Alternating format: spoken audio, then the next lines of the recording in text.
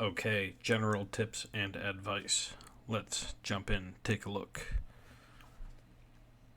So, going to look for some cues for common misses, strike location on the face, what the ball flight looks like.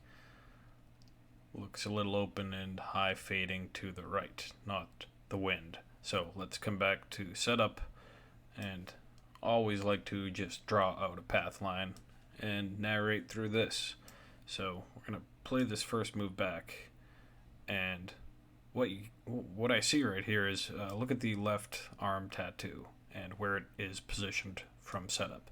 And before the club comes back 2 inches, that forearm is rolling over to the inside, and that should open up the face a bit. But you're doing everything you can in your power to keep it from opening up here at this point, because that's pretty shut and to the inside.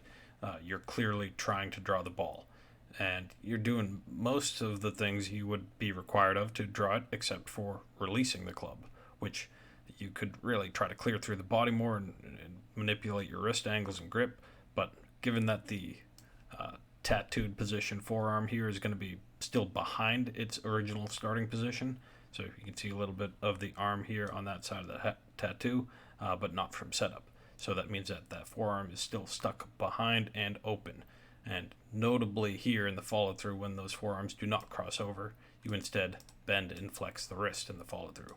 So the more preferable comp to see how this works is actually more from the face on, to talk a little bit about arm extension and release. So just pulling them up here, Duffner from the takeaway, got the grip set pretty strong, but he's not going to let those forearms roll.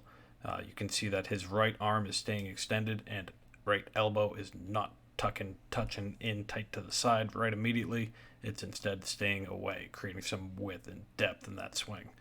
So then when he shifts forward, gets that club delivering down to impact, he can then begin to rotate the face over and closed with the forearm rotation to properly release the club with wrist bends this way, not the way upwards that you had at your follow through.